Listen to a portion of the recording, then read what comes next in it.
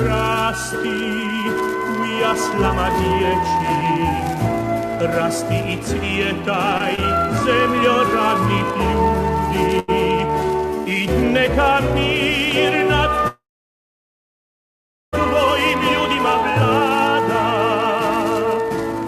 mir tvojim lađama napučini i tvome danu što se vedar budi. Rasti sretna da svi narodi vide, sa strana svih, sa juga i sjevera, kako se rađa i kako se voli, kako se brani zemlja proletera. Rasti, cvjetaj pod zvijezdom slobode, pod rukom partije i pod srcem Tita. Rasti, cvjetaj pod zvijezdom slobode, pod rukom partije i pod srcem Tita.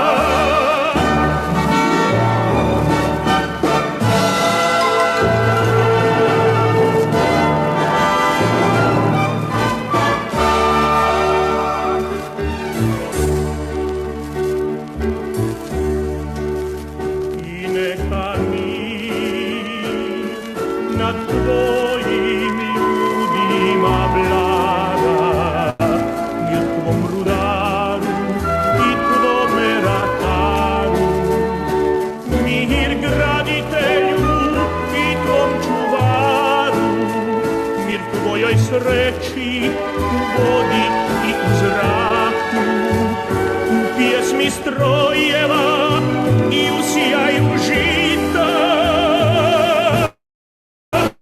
Rasti i cvjetaj pod zvijezdom slobode, pod rukom partije i pod srcem Tita.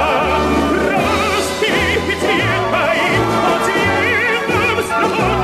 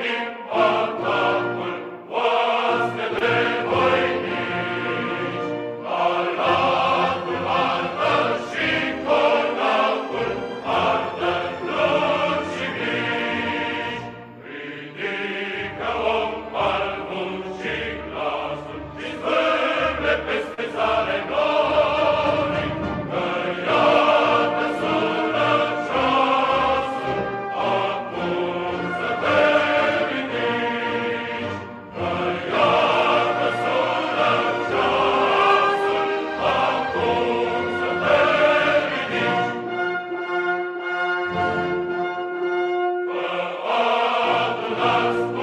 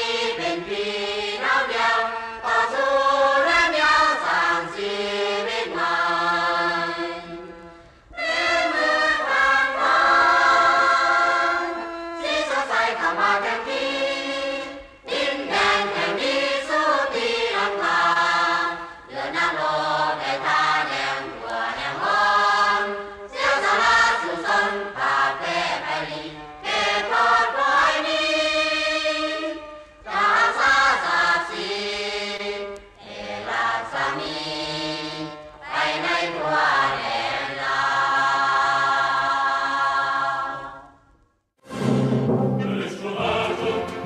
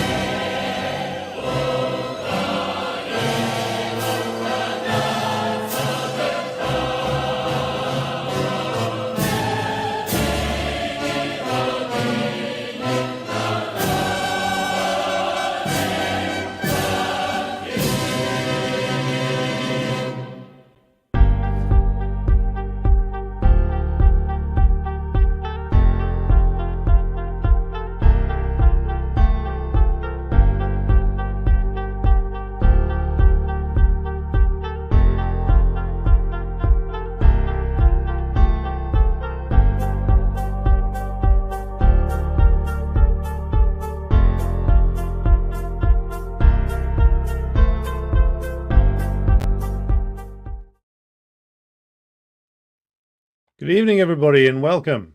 We are live on the 9th of July, 2024, just before the NATO summit kicks off in Washington, chaired by the inestimable Joseph Biden. I'm sure that will go very well, and there won't be any embarrassing incidents there or urgent calls to have him removed in a straitjacket from the hall. So we are going to be covering an update on Ukraine tonight, focusing on activities that have taken place more off the battlefield than on it at the moment. We're going to be dropping in briefly to France again and discussing more towards the end of the program about our old friend, Mr. Joseph Biden, who a certain Bernard Sanders of Vermont was out today whoring for on network television in the United States. More on him later. So we begin tonight with a look at the Victor Orban peace mission. Now, Orban's been rather busy over the last few days. He's been to Kiev, he's been to Moscow, he's been to Beijing. And he's clearly a man who has gone on a mission that he's being described as sort of the whimsy of just himself. He's there under his own steam. If you believe the statements coming from Ursula von der Leyen, sorry, it just always happens when I hear her name, and Charles Michel and Joseph Borrell, presumably they managed to extract Borrell from the bottom of whatever barrel of Rioja he was marinating in at the time. They all condemned him, of course, said Orban didn't speak for anybody, and must be denounced.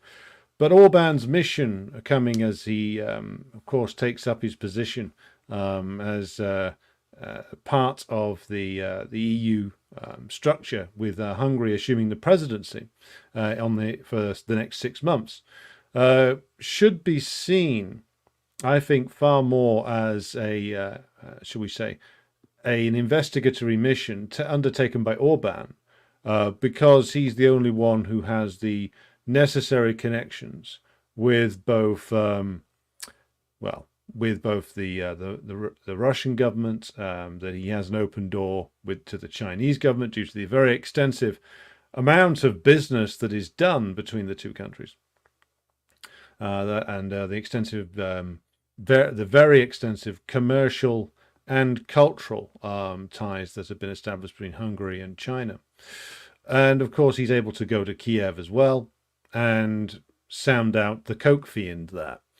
So Orban has done all of this. He's gone and spoken to all of them in time for his attendance at the NATO summit. Now, I believe that he's gone there with, as I've said before, a nod and a wink from various people inside the, particularly the European power structures. So my guess would be Macron would be one who'd okay this, even though Macron speaks out of all sides of his mouth and out of his arse at the same time. But he's somebody who now needs a way out of this particular problem that he's got with regard to Ukraine, having talked big and delivered nothing because he can't deliver anything. Schultz, I think, as well, might be keen on this mission, even though he wouldn't say it openly. So Orban's mission, I think, should be seen as the product of some in Europe trying to figure themselves a way out. Of course, others are loudly screaming that they don't want a way out. Duda is, of course, the slobbering moron that runs Poland, or I should say is the president of Poland, of course. Our old friend from another former EU official, Donald Tusk, is, of course, the Prime Minister. But Duda was calling for the decolonization of Russia. So I'm assuming that Duda's been watching Paul Mason's live streams. That's probably where he got that from. I had no idea he was such a Trotskyite. But some are clearly looking for a way out. So as we head towards the NATO summit, what is likely to happen? Of course, there's a lot of screaming and yelling about this. As it turns out, Ukrainian Patriot missile, accidental strike on a hospital facility, which was credited by the entire British press, British bourgeois press, to the evil Russians bombing cancer-riddled children, which of course it turned out to be a Patriot missile, which is of course provided to Ukraine, misfiring, going off course and hitting the hospital. This has happened before, not just with the Patriot systems either, but it was being caught on camera this time. But they're all out there lying about it. Keir Starmer said it was a disgrace. Of course, Keir Starmer approves of the carpet bombing of hospitals and the execution of all those within them in Gaza. He doesn't come out and say that, but this is the policy of which he approves. So any words that he says with regard to alleged Russian crimes in Ukraine should be just safely ignored, as should the words of the entire British media. All of them support the genocide in Gaza, so all of them are scum and propagandists to be ignored and then ideally thrown in a forced labour camp after the revolution. And the NATO summit, though, does, of course, cause such stunts to be engaged in. Various characters in the east of Europe who have heavily invested themselves in the Ukrainian proxy war keep going back and forth on what they want to happen. Like the Poles, for instance, they keep jumping back and forth on levels of aggression. Sometimes they seem to be wanting to provoke things. At other times, they seem to run away from it. As we're leading up to the NATO summit, it makes sense that the rhetoric gets dialed up. So there's all the talk coming from John Healey. He's the idiot that's now the Defence Secretary here on behalf of the Labour Party. No real difference to his predecessor, Grant Shapps.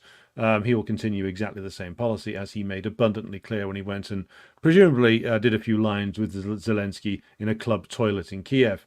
Thankfully, though, unlike Antony Blinken, he didn't treat us to a guitar solo or a bad rendition of a Neil Young song. Helpless might be a good one to try, though. So the NATO summit upcoming, a lot of people are going to be wanting to posture about this.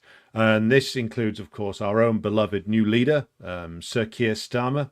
He of the plastic, waxy face and bizarre dead eyes, who is desperate to appear like the great statesman. So that's why, of course, he's endorsed the Rishi Sunak plan, which was to sign a century-long, a 100-year trade, economic and defense partnership with Ukraine. And you read this and it really is absolutely absurd, because if you're Zelensky, even if you're in the midst of what is now probably quite a severe coke frenzy, though you have to go off the law of diminishing returns, which is if you've been doing coke for this long, and he'll have been doing a lot of it, do you even really get high anymore? These are questions that we must answer. But even if you're Zelensky or Yermak, let's assume that Yermak is the one doing the thinking for him. He's Zelensky's chief of staff, spin doctor, etc. And if you're Yermak, do you really believe that the British are going to stick by you for a century? Hell, on current form, do you really believe there'll be a Britain in a century? I intend to be around to find out, but more on that later. The idea that you could trust the British, even at the height of their power, to sign a 100-year-long defense and trade pact with you, and that they would honor it for the full 100 years? Are you joking? I mean, this is something that you would never believe any British Prime Minister if he told you, we will stick with you for a century. You'd be lucky if Keir Starmer sticks with you for 5 years. He'll be lucky if he's in a job in 5 years. So this is a completely ridiculous, overblown thing. It is massive overcompensation, is what it is, from the British. Like, we've got a century-long defence pact. And if you look at it, it's all the same wording again.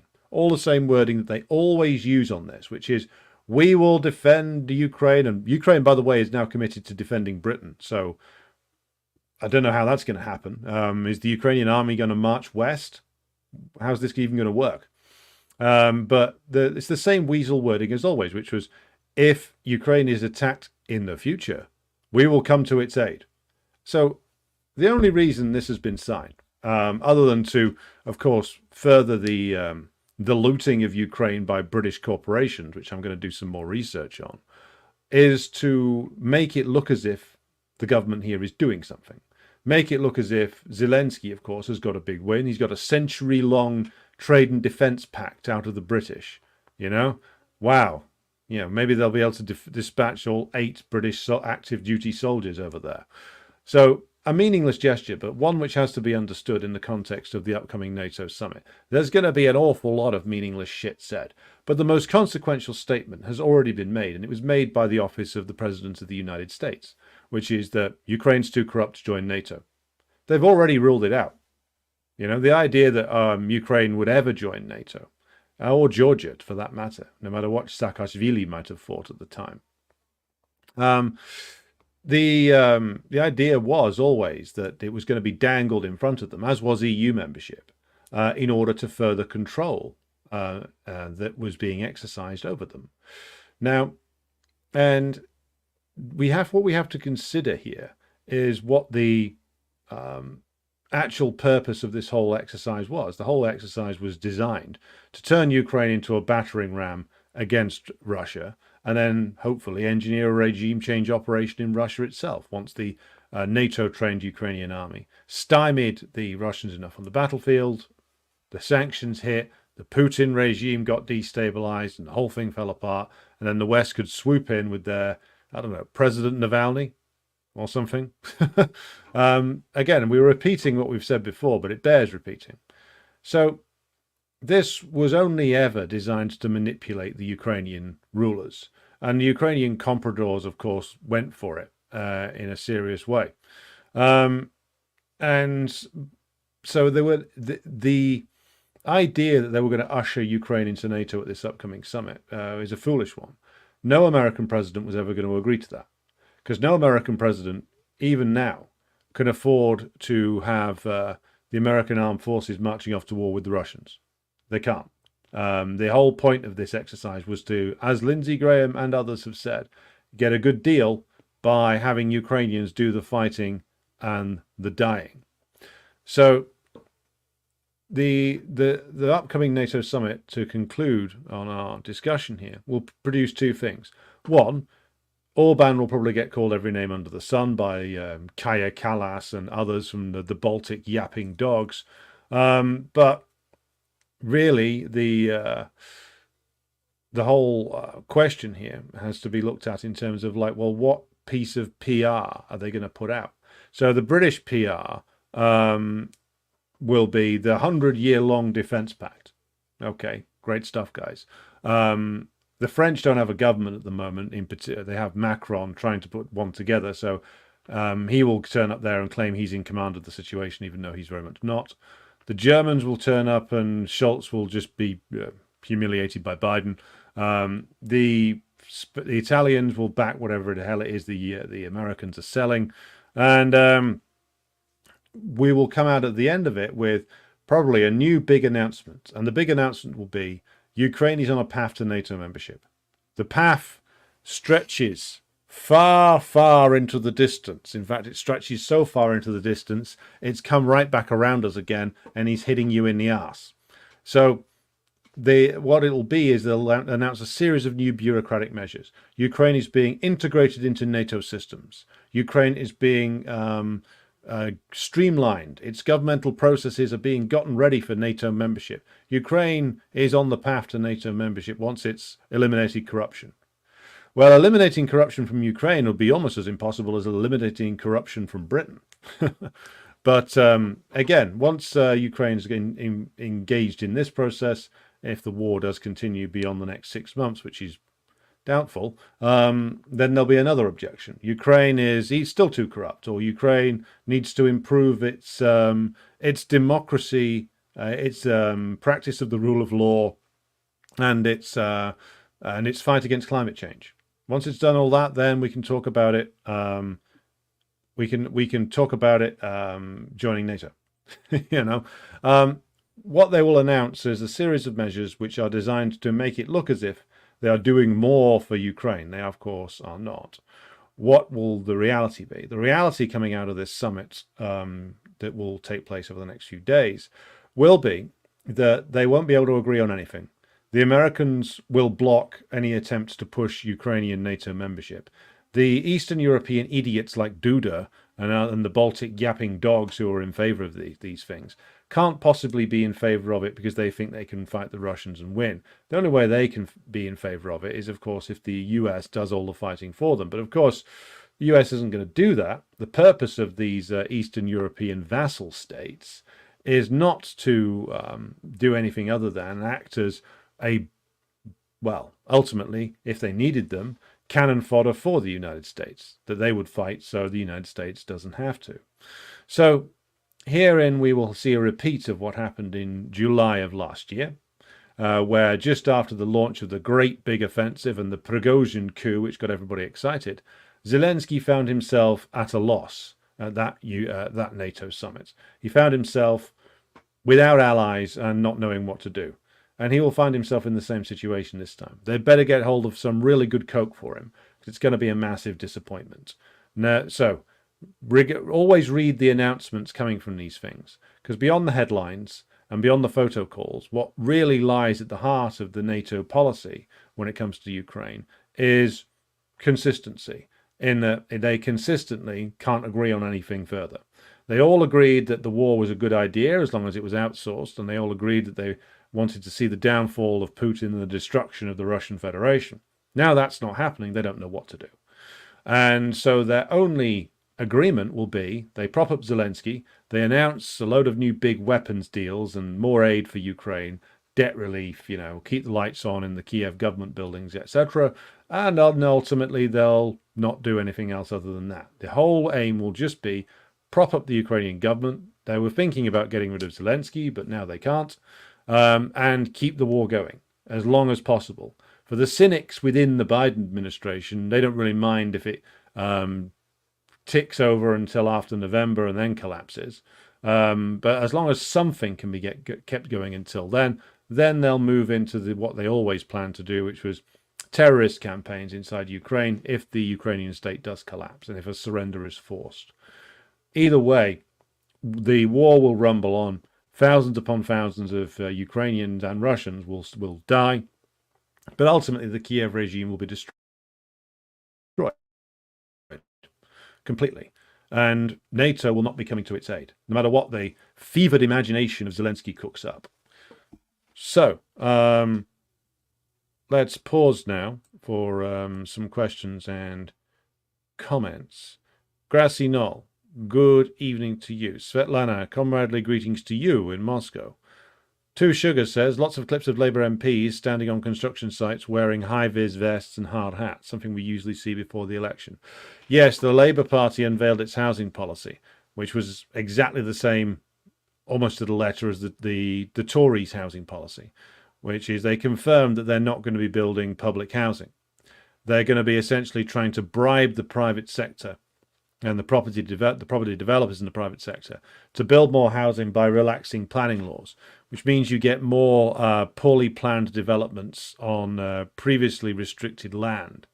So essentially what they've done is try to fuel again the house price bubble, which was massive in the time of the last Labour government and is part, but by no means all, of what led to the crisis in 2008. And they've reinflated it since then, and they are going to try and inflate it still further.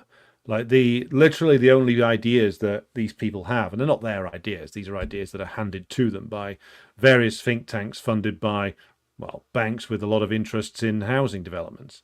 The only ideas they have are ideas from 15 to 20 years ago. Hey, wouldn't it be great if we financialized more?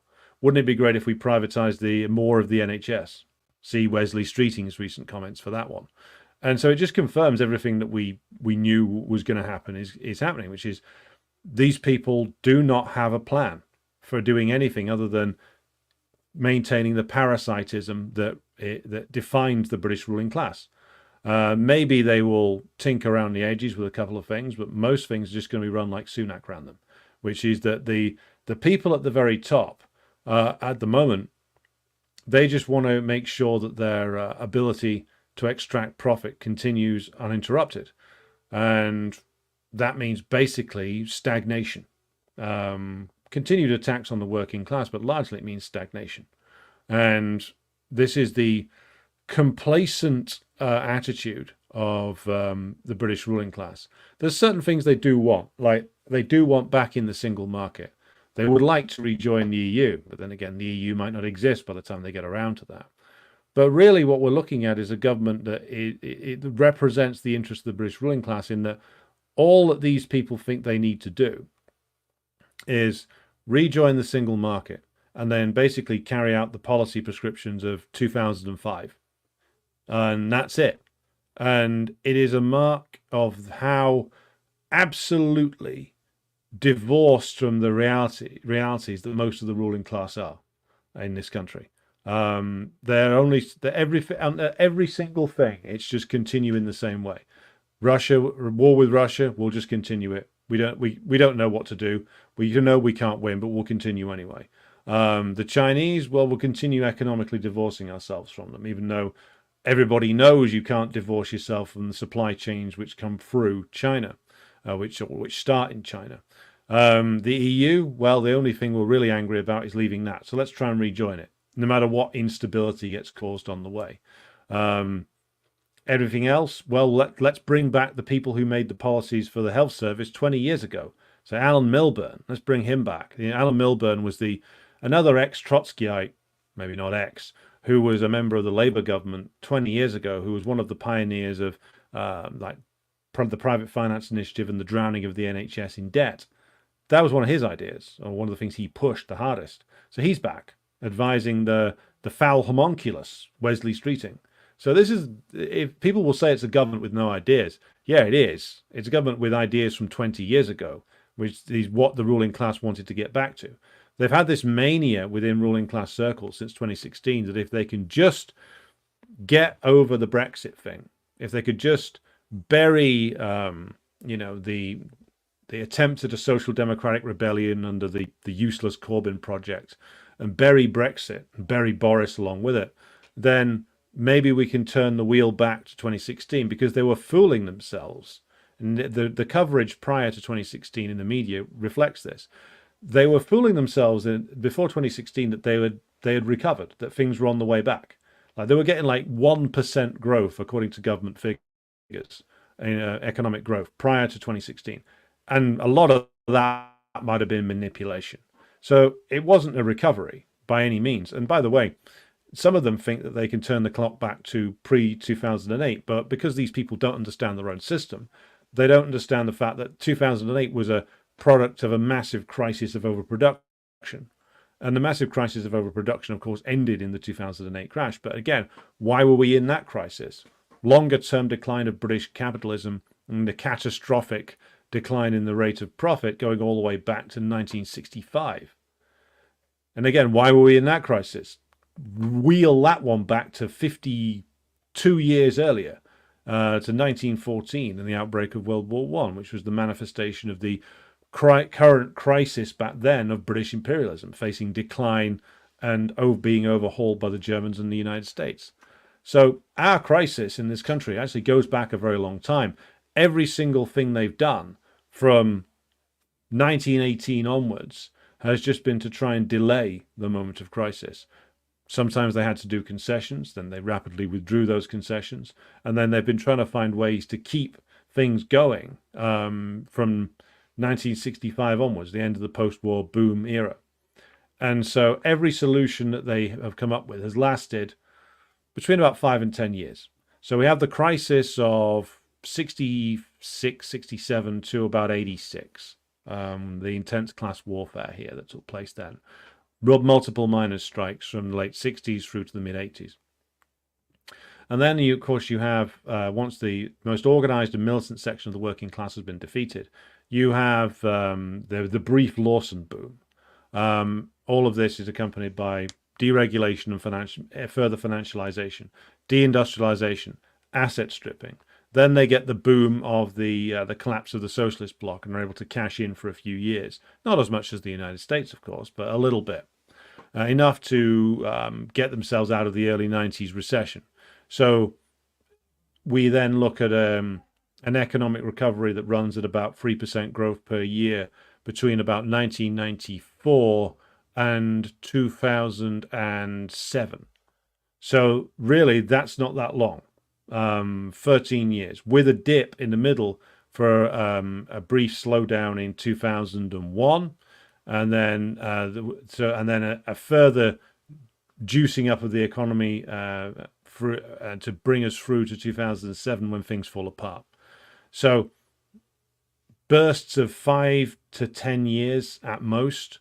And if you want to be generous, you'd say there was a 13-year boom after the collapse of the socialist bloc, and the British were able to expand their reach into places like Azerbaijan and Kazakhstan to boost profitability, particularly of oil and gas companies. But this is a system which has gone on cycles of crisis consistently since the mid-1960s, and is part of a much longer-term decay and decline of British imperialism going all the way back to 1914. So every solution that they come up with, some of it involves direct attacks and destruction of working class organisation, such as went on between the mid-60s and the mid-80s. But most of the solutions they've come up with after that are just temporary juicing of the economy via deregulation, financialization, privatization, or in some cases, war and direct looting of a country, such as Iraq. Now all of that's running out. We really don't know what to do. But these people are so deluded that they think that they had things on track prior to the emergence of Corbyn and Brexit in 2015 to 16. So they're desperate to get back to that, just as they're desperate to go back to the pre-2008 era, which is really what the Starmer government is all about in terms of if we talk about the ruling class in terms of consciousness. The consciousness of the British ruling class is so wretched because their actual material, their actual economic base they are derived from now is so corroded and rotten that their ideas are rotten as well. And they genuinely think that if they can just get it back to the pre-2008 period, if they can just continue with the war against the evil Russians, if they can just get things back on track, then somehow things can be repaired. But no, it's not. This is over. It's just a question of when the working class gets organised enough to take them out. Right, that was rather a long digression. Yepex, good afternoon to you. Otis is with us. Tim Gray is with us. Potted Rodent is with us. Tim Gray says, just finished reading Lenin's Imperialism and the Highest Stage of Capitalism. I do wonder what he would make of BRICS and how he would interpret them. Well, I think Lenin would be, first of all, rather disappointed that the Soviet Union was no more, but I think that the Leninist analysis can tell us what the correct way to view BRICS is, which is that it's an intermediary stage before a renewed fight for socialism. It's a manifestation of, well, countries struggling to break out of the global imperialist system that was imposed by the United States. And so for that matter is a positive step in the right direction, but by no means the final page of this particular book. Peter, good afternoon to you in Perfidious Albion. D.E. joins us from rainy Hampshire. Guy Schroer joins us from Brazil. Ian Foster, good evening to you, comrade. Nicholas Kirchhoff joins us from Colorado.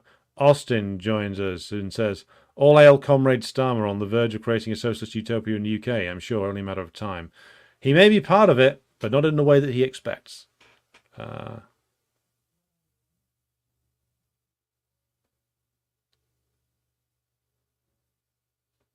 Well, yeah, Pex, to answer your point, I have no idea. Perhaps those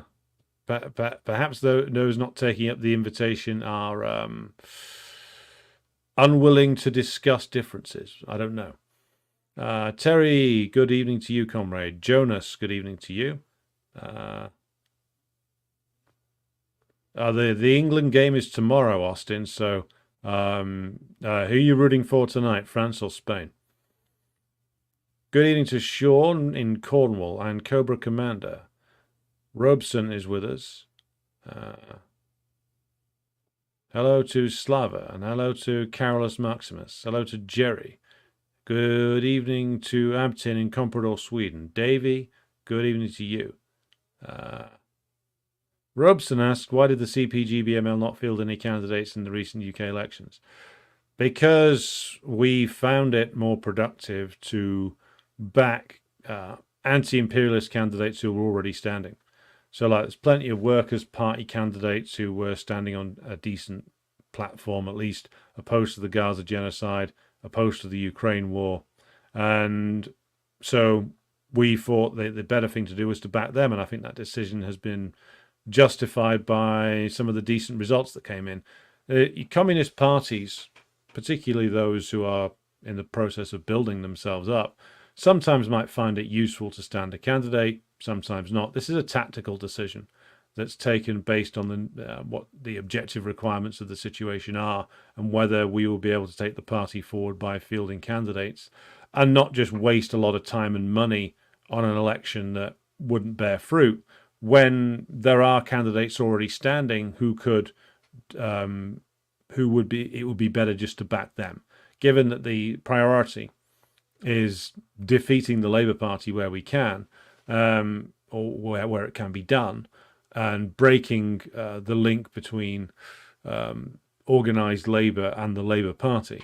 And that met with a certain degree of success in certain areas. There's now allegations of vote rigging and all kinds of interference done by the state within the electoral system to prevent more WPB and independents winning. More on that as we get it. But that's why we didn't, because there was already a party and set of candidates who it was worth backing, and it wasn't worth us putting up our own, basically.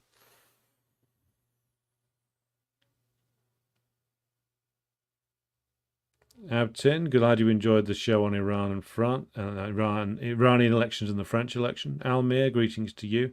Nehat, good greetings to you. Brad, good evening to you. Irish Partisan joins us from a hot and sunny Minsk. It is 32 degrees there today. Paul McCord, good evening to you, comrade. Mutanda says no to NATO. Paul Mason joins us, who's in Wales. Oh, no, sorry. Almost missed this due to a meeting with my colleague Wes. Yes, planning to privatise the NHS together. Good afternoon to Jenny. Dylan joins us from Wales. Luca joins us from the ever more perfidious Albion. Back from the road, we've got someone joining us from Bogota, Colombia. Lurtis joins us from historic Lancashire, very damp historic Lancashire. David Greenwood is with us. Yepek says, Starmer has cold, dead eyes, black eyes, like a doll's eyes. He's far less interesting than the shark in Jaws. Far less interesting. Albert Roundtree says, NATO has standards. Well, I never. Well, as you know, standard is that if you're prepared to get your bollocks blown off for the profits of BlackRock, you're in. You know, that's a standard. Svetlana says, I heard today from a guest of the Duran that Blair is very much telling Starmer what to do and whom to appoint. Any truth to this or mere rumour? There's a certain truth. I mean, Blair has a lot of influence on this. But I think he does have a degree of influence in that he's provided staff to Starmer from his foundation. But bear in mind that Blair will advise on the politics of things, but he will do it badly because if you've seen his recent interventions, he's a fucking moron. Like the priorities he's set for the Starmer government, which is pretty much the same as the Cameron government, which is attacking disabled people on benefits and continuing the war in Ukraine. So Blair is merely a conduit, as he always was. He has no real ideas of his own. Blair is a man who is immersed within the British ruling class's political circles. When he speaks, you're hearing from the consensus view within the British ruling class, because he's the politician who's the closest to them, particularly like the financial sector and the arms companies, oil companies, people who he's done a lot of work for. The most imperialist sections of the British ruling class, so the ones who are seriously invested in monopoly capital, Blair represents them politically. So he's important in that sense, in that he's a conduit from the most aggressive and reactionary sections of British imperialism directly to Starmer. Starmer's got influences from many other quarters as well, though. But I want to underline the significance of Blair is that he is somebody who is a conduit for the views of the unfiltered views of the British imperialists, because that's the role he has carved out for himself. So when liberals focus on Blair, because liberals get obsessed with individuals. So yes, the personage of Blair it is important to analyze him, but it's important to analyze him in terms of the role he plays and who his backers are. Where does the Tony Blair Foundation get all its money from? Gets it all from corporate donations. Who donates to it? Oil companies, arms companies, pharmaceutical companies, tech companies. So when Blair goes on the BBC morning show and says, well, the only way to deal with AI is just to go all in, invest in it, Blair doesn't know what the fuck AI is. Tony Blair didn't even have a mobile phone, apparently, until he left office. So 2008. Tony Blair doesn't use tech, apparently. He has teams that do that for him. Tony Blair is a corporate spokesman. That's the best way to view him. And he's also a spokesman for his investments. So if he's going on babbling on the radio, on the television, babbling on about AI or something, I think topics about which he will know nothing, it's because he's got an investment in it, usually. Or somebody has, said, oh, well, tell you what, Tone, talk this up for me next time you speak to Keir, will you? And Tony Blair dutifully obliges. So this man is a spokesman for the ruling class. He's a spokesman for his own investments. That's the best way to see him. Like, people on the right get obsessed with Blair, just the same in Britain, just the same way that people on the right in the United States get obsessed with Obama, but they focus on all the wrong things. Like they say that, Obama's running the White House. Well, he's not. He's spending most of his time apparently fucking around trying to build architectural monstrosities in Chicago, or trying to produce another bullshit piece of in propaganda on Netflix. Obama plays the same role now that Bill Clinton used to play. Bill can't really be seen in public too much anymore. But again, Blair does the same thing, which is these guys they're the favorite politicians of the ruling class. So Obama's the favorite politician of the American ruling class, or at least I would say the most imperialist sections of it, because he's their best investment for many a year, much better than that Bush guy, or the current corpse in the Oval Office. So they keep him around and they keep him intervening. But again, he's a spokesman. He's a spokesman for ruling class interests. They're not his. They are his interests because he's invested with them. But he is a spokesman for the ruling class, just as he always has been throughout his career. That's the correct way to view this. Is America not too corrupt for NATO? Well, you can't be too corrupt for NATO, but you can have it used as an excuse against you. YepX says, I heard that this whole Ukraine thing was meant to weaken Russia, but it backfired, that the United States' end goal is to go to war with China using Taiwan as a proxy. Well, that's what the aim has been for many years. The aim was to build. The aim is to build up Taiwan to the point where you've got it defendable enough that you would hope to cost the Chinese a lot of casualties if they were put in a situation where they had to invade. The American idea is similar, but I think with probably greater use of American naval forces, perhaps, to stop the Chinese throwing up a blockade around Taiwan. So, again, they would not, I think, risk many of their own men. They would try to use Taiwan, maybe Japan, maybe South Korea, maybe even Australia to do the fighting. They wouldn't want to risk their own men.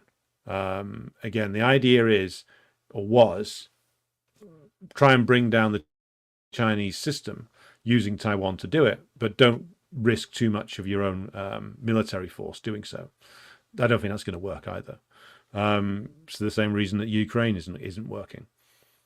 Lertis says the Ukrainian alliance is actually quite alarming if you imagine a post-war situation where Kraken troops in exile use as foot soldiers anywhere our bourgeoisie sees fit. Well, to quote others who have said this, Gladio never ended. yes, Glertis's comment is correct, which is that, I mean, the alliance with Ukraine is still propaganda. I mean, they'd use Ukrainian exiled fascists for Gladio type purposes, whether there was a treaty or not. But yes, I mean, Kit Clarenberg has written about this, as have others, that what they're going to do is use these exiled fascists as anything from strike breakers to sort of stormtroopers of various different functions, terrorists. Basically, they'll be used by the US imperialists anywhere in the world they've got a hot zone. And we need to deploy somebody who is prepared to use unlimited amounts of brutality and whom you can label as a mercenary. So we can expect a lot of guys, when they end up in exile, to form their own mercenary company called Azov or Kraken or Tornado or something. And then the Americans will have them to deploy into conflict zones where they really want to commit some serious atrocities but want to remain 2 steps removed from it. DE says, Starmer's voice grates on me to such an extent that just the thought of him speaking is deeply unsettling. What do you mean you don't find his voice particularly sexy? That's a reference to the utterly moronic Times columnist, this woman called Caitlin Moran, who wrote absolutely buffoonish column today going on about how sexy Keir Starmer is. Now, there is not a sexuality in the world. I mean, I know there's several more options these days. I don't know what fetish is in existence, and I'm convinced there isn't one that would find Keir Starmer to be an attractive prospect. I don't care what sexuality you call yourself. Nobody thinks that that's sexy. Nobody. But clearly a directive has gone out from central office to make Starmer look less ridiculous, and so that they are trying to find ways to humanize him, and it's just not working. Because whatever tattered remnants of a soul he had was sold so many years ago that all that is left before you is a husk. Wasn't Oceania in 1984 always perpetual war? Well, as an old Soviet book points out, 1984 was a confession, and it was a confession about the imperialist nations. Whether Orwell meant that or not, that's what he ended up writing.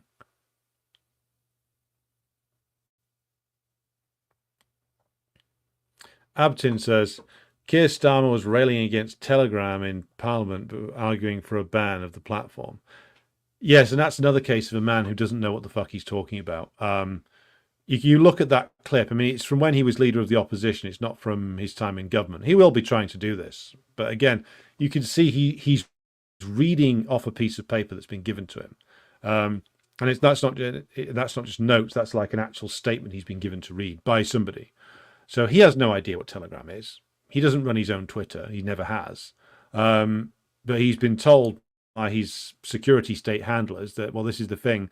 The subversives are on Telegram. Better try and discredit that. And he noticed he quoted the fake anti-racist organization Hope Not Hate, which is basically run by state assets to launch attacks on things that they find threatening by labeling them racist. So that's what they were doing there. Abton says, what this Muppet does not understand is that Telegram is irrelevant. What you really want to ban is free communication peer-to-peer online. Which, as far as I understand, they can't actually do that. They would love to cut us off from the Chinese or Russian internet entirely, or the ability to access information from it. But they can't do that without hitting profits, because an awful lot of profit in Britain is made from having an open internet. So what we're probably going to see is like various platform restrictions. They'll put a lot of pressure on Google and Apple to try and restrict the Telegram app. But there's ways around that. I mean, we know what they're going to do now. Try and increase the amount of surveillance that they run on Telegram and other platforms too. Try to restrict its availability in Britain. Try to restrict VPNs. But again, you can't restrict VPNs. Millions of us already have them. You can try and do various different things to try and restrict what you can access. But again, like, you can't go too far or profits start to get hit. See, they're stuck. They want full control over the internet, but if they restrict the freedom of the internet too much, then that damages profitability of a lot of companies. So they're kind of stuck. I expect we'll see some sort of ludicrous authoritarian, like an attempt to crack down, but we'll find ways around that. I'm actually going to be starting a new section of the MELSM, that's the Marx Engels Lenin Stalin Mao Institute discussion forums, focused specifically on issues of internet freedom and technology. Because whereas I have a bit of knowledge about this, I could always do with more. So I'll be setting that up immediately afterwards to sort of get ideas from other people about potential backup plans. My thanks to whoever suggested the Ubuntu Linux system, by the way. I installed it on the old base unit the other day, and it's given it a real new lease of life. So perhaps the way forward is to free ourselves from all Windows systems and all corporate IT systems if we can. Svetlana says, Ukraine is massively corrupt. Comrades should realize that the press gangs were also a big shakedown operation, getting hideously rich off bribes from men seeking to get out of going to the front. Yeah, that's been a story for a long, long time. In fact, I was in receipt of correspondence from someone who shall remain nameless, who told me that the press gangs in Ukraine are actually operated by a private company that is actually registered in the United States, and that they've been running since 2007. So this is interesting, because if it is the case that they started these press gang operations, or the private company that set them up, because it tells you an awful lot about the nature of Ukraine, that even their press gang operation is basically run by an outsourced private company that is ultimately based in the United States. And as Svetlana says, they're making an awful lot of money getting bribes off people. So like all of Ukraine is run as essentially a shakedown operation. But the people getting shaken down the hardest are the Ukrainian working class.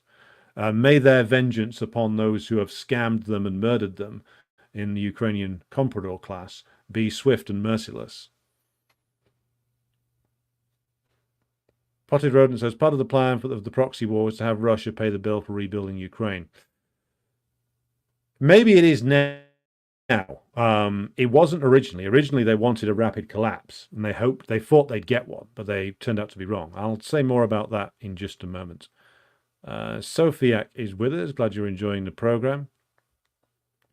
Nehat asks, do you think the Ukraine war will end towards the end of this year? I've been hearing comments like that. I think it will. I think one way or another it will draw down. This NATO summit, when it produces a lot of talk and not much else, which is all the Americans want it to produce, and there's clearly no negotiation is going to be licensed, not openly anyway. Orban's mission might have been also to establish some sort of back channel with Beijing and Moscow, who knows? But certainly I think that the consensus, is in Washington. There will be some in Washington who want to draw this to a close, others who want to take it much further. The consensus between those two factions is to continue at the current rate of things. Continue at the current rate of things. Eventually, the Ukrainian front line is just going to crack open in a much bigger way. But also, the Russians will have to, in the end, force the issue, which they haven't needed to thus far. But if they want to bring it to an end and there's not going to be a negotiation, then they'll have to launch bigger attacks than they have done so far, I would think.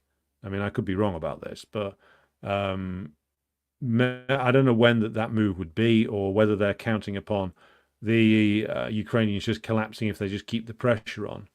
But we'll have to see. But I can see it coming to an end later this year, I would say.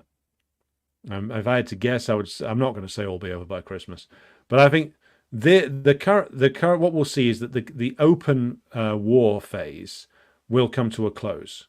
Then we'll see what kind of breakdown is going to be, and whether there's been some kind of behind the scenes understanding reached or not. We'll have to see. Good evening to James Goblin, who joins us from the Socialist Federative Republic of Yugoslavia. The wants and future. Grassy Knoll correctly points out that the Dow Jones Industrial Average has no relation to the living standards of the average American. That's true, and neither does the FTSE 100 have anything to do with the living standards of the average Brit either. Steve Choate, good afternoon to you. You've joined us. Good to have you with us. Two Sugars, who says we measure economic strength by the presence of billionaires rather than the absence of poverty. Well, that's how the Financial Times measures it. Martin Malojevic joins us from Vienna. Good to have you with us. Roddy is with us. Abtin says, whenever I speak to a Swedish person about the war, they seem to think that Russia is coming to invade Western Europe. It will take a lot to make them see truth, or maybe not. Well, what will happen is, to answer Abtin's point, and this is what goes back to a comment Albert made about Britain having good PR. In the immediate period, when they bring the war to a close, one of the things that's obviously been considered is leaving some kind of Ukrainian state in place. The Russians indicated that they were prepared to do that, but the big clause being there, it can never join NATO. So I wonder if part of Orban's mission that goes unspoken is to sound out exactly what would be the Russian ask, and also what would the Russians be prepared to let slide. I mean, I wonder if that's part of it. So Putin said that basically the Russian ask is Ukraine gets the hell out of the 4 regions. So Lugansk, Donetsk, Zaporozhye, and Kherson. The Crimea's gone. Now, this is my speculation as to what might go on, knowing a little bit about how the devious shitheads in London do think. So these people will be concerned with insisting that they've won, even if they haven't. So what will be the minimum whereby Biden or whoever is really in charge in the White House, what will be the minimum that will allow them to claim that they've won?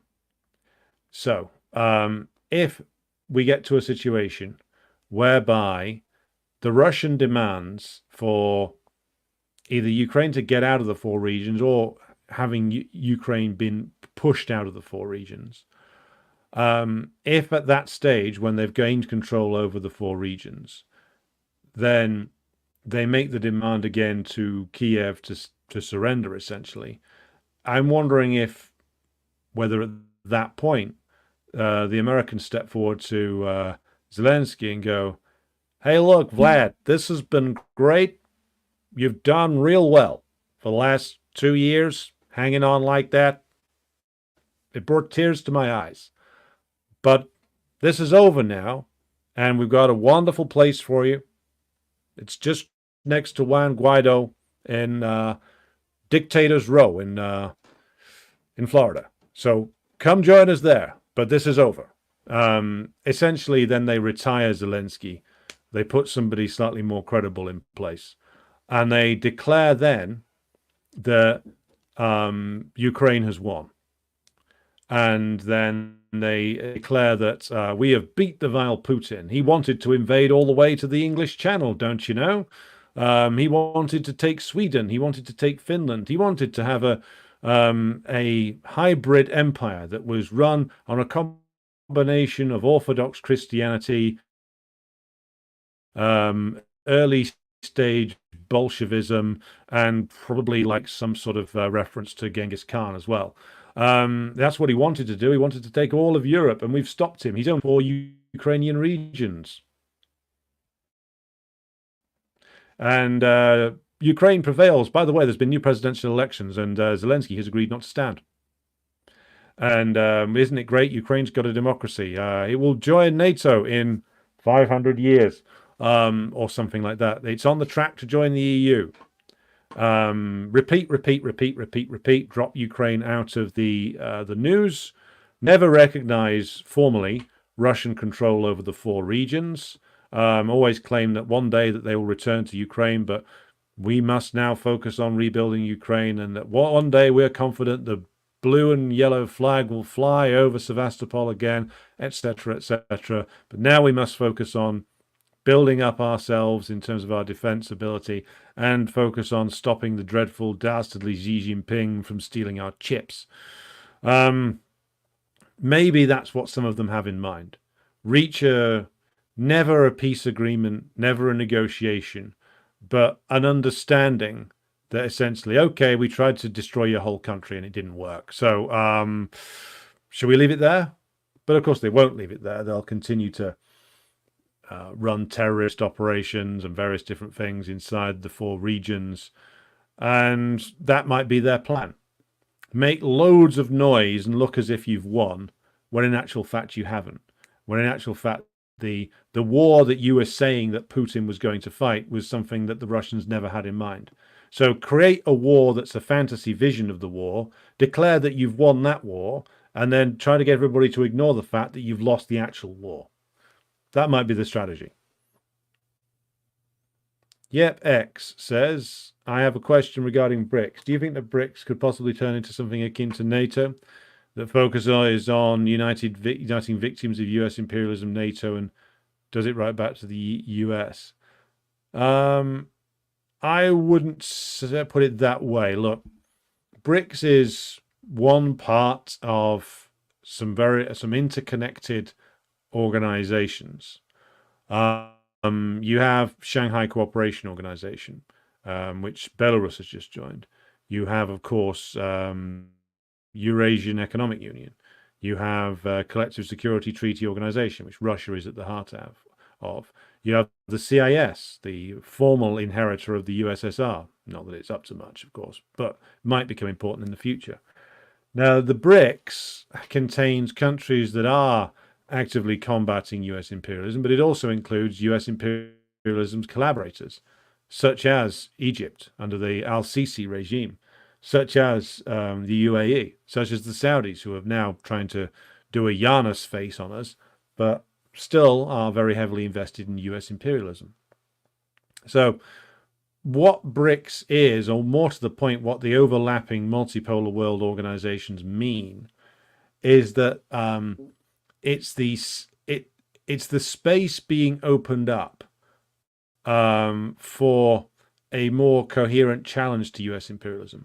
So, for instance, the Union of States taking shape now between Mali, Burkina Faso, and Niger, which was originally a plan from all the way back in the 1970s. That taking shape now, and also the Nigerians and the Malians and the Burkinabes nationalizing French businesses and kicking out the French colonialists. That wouldn't have been possible without the Russian war in Ukraine, certainly not in the same way. It's only because essentially the entire focus of the US imperialists and the French was turned towards Ukraine, and then it's been even more distracted by the Palestinian War of National Liberation. These, particularly though the Ukraine war, that distracted and bogged down the imperialists to such a degree that other countries got to run their own experiments, got to step out from under the boot heel of imperialism once it became clear that the imperialists were weakening. And so this federation, shall we say, confederation, that they're pushing towards, is a sign of what is to come. So don't see it as just BRICS. BRICS is one component of an emerging multipolar system, which in our terms as communists, we see as being the next phase in a struggle. So you have a series of phases unfolding since 1991. You have the first phase defined by the Wolfowitz doctrine. Paul Wolfowitz, slimebag ex-Trotskyite, who was Deputy Secretary of Defense, I think, and an Undersecretary of Defense in the administrations of Bush Senior and Junior. wrote the document that defined US policy, or contained the foundations of US policy from 92 onwards, which is to contain or destroy any potential rival power, to convince your allies, supposed allies in the industrialized world, such as the rest of the G7, that it was not ever going to be in their interests to step out of line with regard to their relationship with the US or try to rival the US, which is why the US was always so keen to have Britain in the European Union, so that the British could be relied upon to disrupt it and wreck it as much as possible. Of course, they had other options as well, such as their very firm control that they exercise over the Germans. But the point is that this phase of unprecedented US dominance ends with probably the Iraq War, which starts the process of destroying it. Then you get the failure in Syria 10 years later. Then you get the active intervention of the Russians, and they start actively pushing back against US imperialism. And then that develops into a new phase from 2022 onwards, where US imperialism is not only in almost direct combat or proxy combat with the Russians, but it's also losing. And this is what happens when hegemonic powers start to visibly lose and decay. All the alliances and all the systems they built to maintain their dominance start to crumble. People start to rebel. Others start to look at their alliance with the US and think, that's not looking particularly good. I better go elsewhere. Like Erdogan has been looking elsewhere, trying to build his own system. Like the Saudi royals are thinking that maybe it's time to vary our interests. So this is, as I've said before, a phase into it. The phase in which we're going is a phase which is defined by greater contradictions, explosions of contradictions and antagonisms, and greater opportunities for national liberation and anti-imperialist struggles in countries that have been dominated by imperialism since, well, at least since the early 90s, perhaps longer.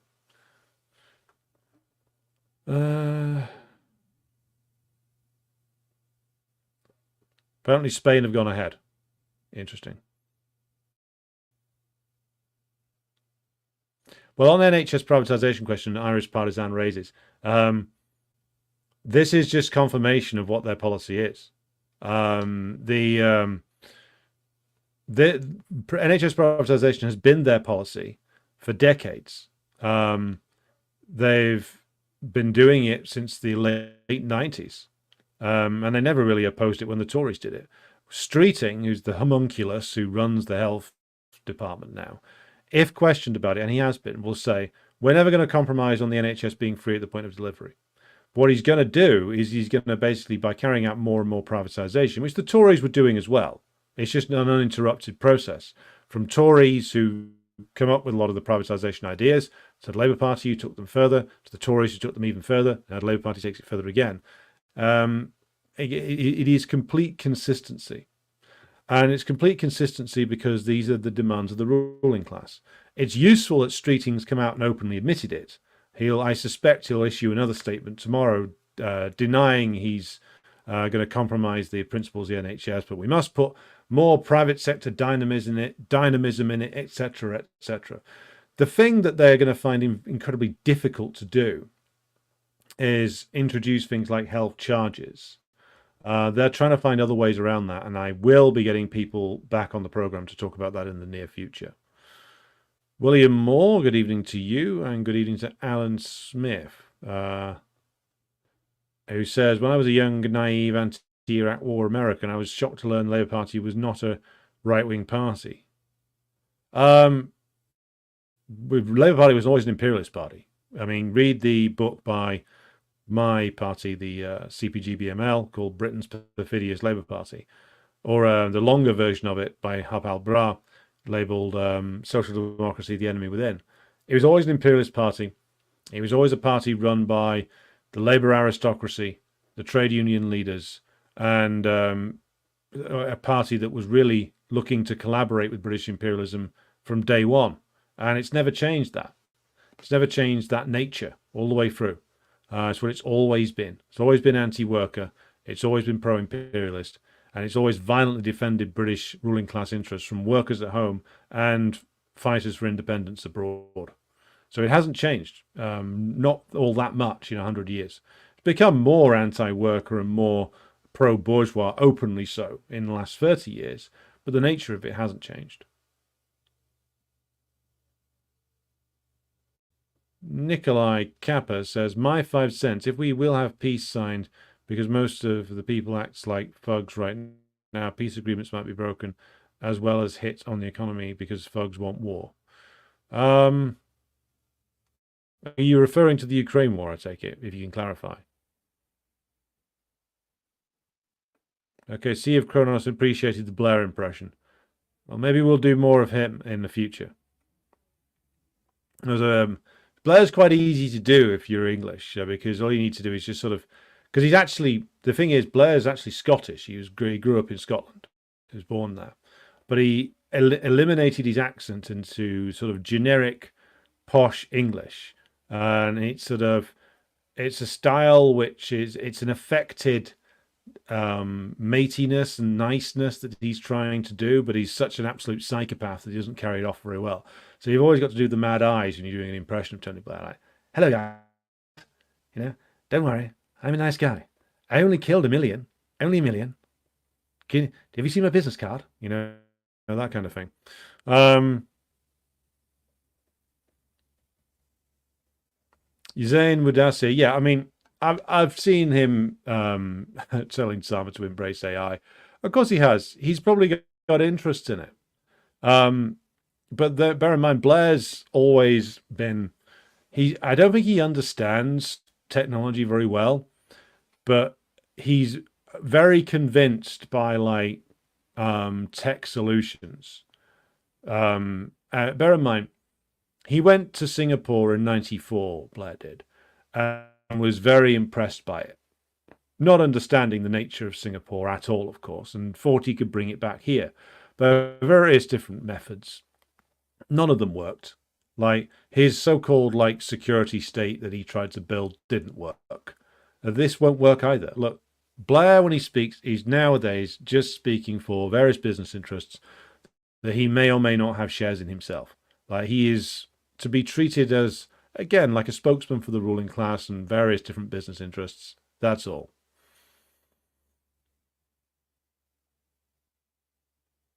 Yes, everybody should use Yandex rather than Google.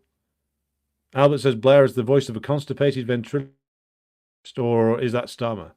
Starmer's more like this, you've got to speak in a strangled fashion, and you've got to do it through your teeth, and you've got to look absolutely fucking terrified. Alan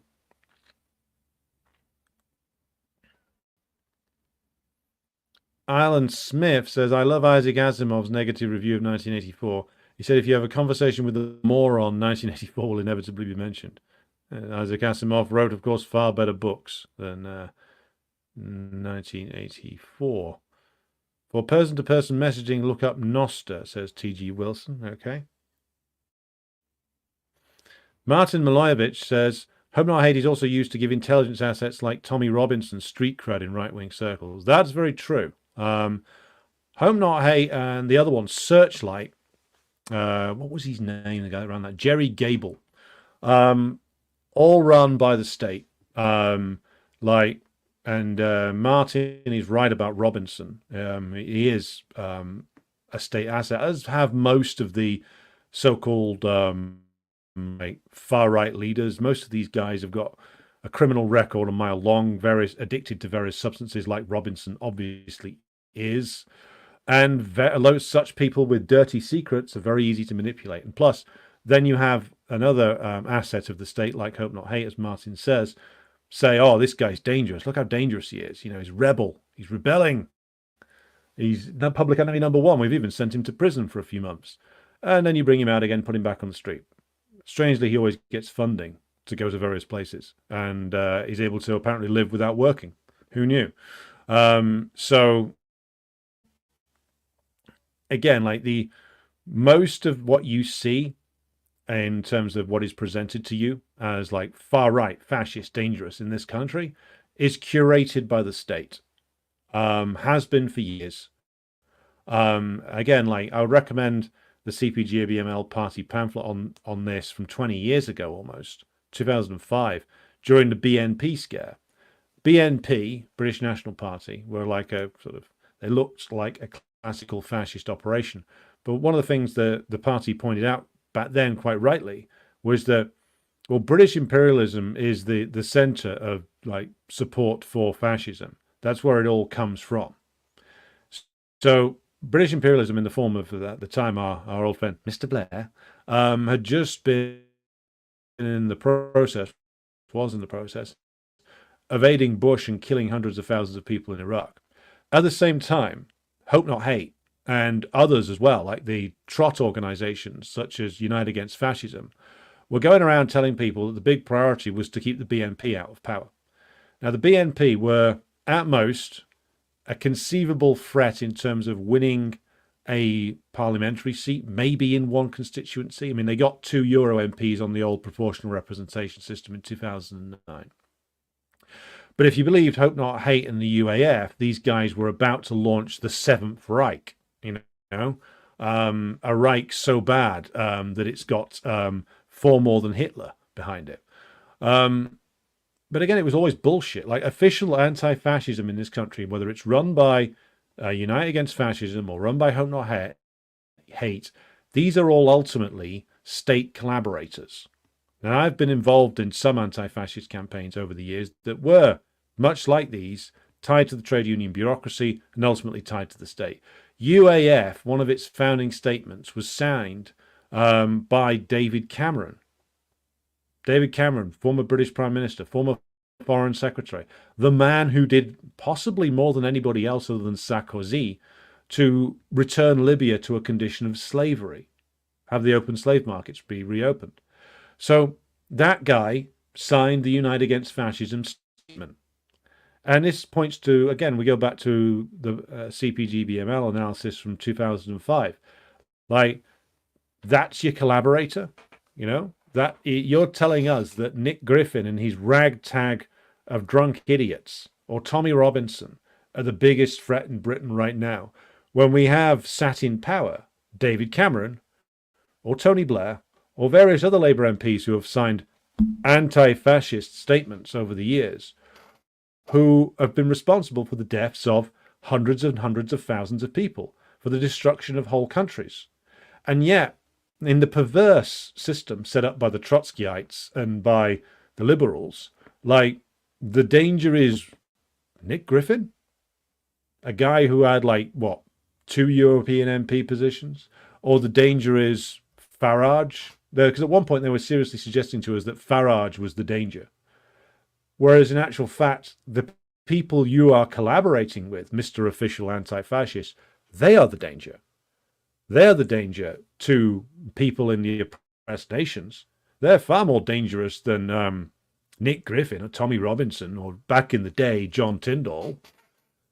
And this strange disconnect exists in all these official anti-fascist organizations, because essentially what they are doing is, they were never real anti-fascist organizations. These were organizing fake fights. This is what it was. And again, this is a criticism I direct as much at myself as anybody else, because I've fallen into this. Fake fights between different state assets. That's what's going on here. A fake fight between Unite Against Fascism and the BNP, both of which ultimately answer to the British state, both of which are riddled with state agents, both of which ultimately get funding and backing from the British state. This is a trap. It's a trap on both sides. It's a trap for discontented, angry lumpens who are attracted towards what they think is the radical far right, but he's actually controlled by the British state. And it's a trap for those who want to take part in what they see as a heroic anti-fascist struggle. But again, it's a anti-fascist struggle curated by the Labour Party, by the trade union bureaucracy, and by the Trotskyites, all of whom, one way or another, are assets of the British state. You're all being conned. And we've all been conned for many years, so don't feel bad about it, but learn from it. And the final point on this, because we've gone off on perhaps a bit of a side note here, but I think an important one, is that if you want to be an anti-fascist seriously, then you can't be collaborating with imperialist politicians and telling people to vote for imperialist politicians. I mean, we go back to the discussion of the Nouveau Front Populaire and the Rassemblement National. If you want to say that Le Pen is a fascist, fair enough. But then again, what is Macron? Macron, who again is fully behind, no matter what he says, the Gaza genocide. So is Le Pen, by the way, just as much as Macron is, perhaps more so. Apparently, the Israelis were quite excited with the prospect of her doing well. But Macron is also very heavily invested in the Ukraine war and the plans to essentially destroy Russia. And yet, at the same time, you are getting people involved in this new popular front who are going to tell you to vote for Macronist politicians who back as many dirty, rotten things as Le Pen's group does. And that's the anti-fascist struggle? Is this serious? Clearly it's not. Because if you were serious, you would actually be a consistent anti-imperialist about these things. But the fact that they are not, the fact that they are prepared to collaborate with the likes of David Cameron in this country, or Francois Hollande, and the others in the Parti Socialiste, which has been an imperialist party for over 100 years, then that's not serious anti-fascism either. That's defense of liberalism and lifestyleism. Okay, so discussion on internet freedom. Yes, we will definitely do that. Okay, so it looks like I've definitely got to start this forum discussing internet freedoms. Okay, Muniz liked the fake American accent. Well, it needs work. Biden's easy to do because you just do the croaky voice. Trump's relatively easy to do. Generic American, I'm going to need to work on. I probably insulted every single American out there. In which case, feel free to do bad impressions of British accents. I know you all do them on your TV shows anyway. Right. Two Sugar says there is no NHS, hasn't been since 2012. It's a lot earlier than that. I mean, 2012 was another landmark, but in reality, it's been parceled up and sold off since probably 10 years before then. The brand name remains. That's the thing. As long as the brand name remains, they think they can get away with anything. But again, more shows to come up on that. Okay.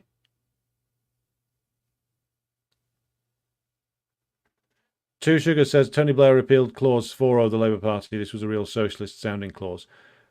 Socialist-sounding, yes. I mean, we can go into that. I mean, it was adopted in 1918 under the pressure unleashed by the Bolshevik Revolution, and they had to move to the left in order to sort of forestall the appearance of a communist party here.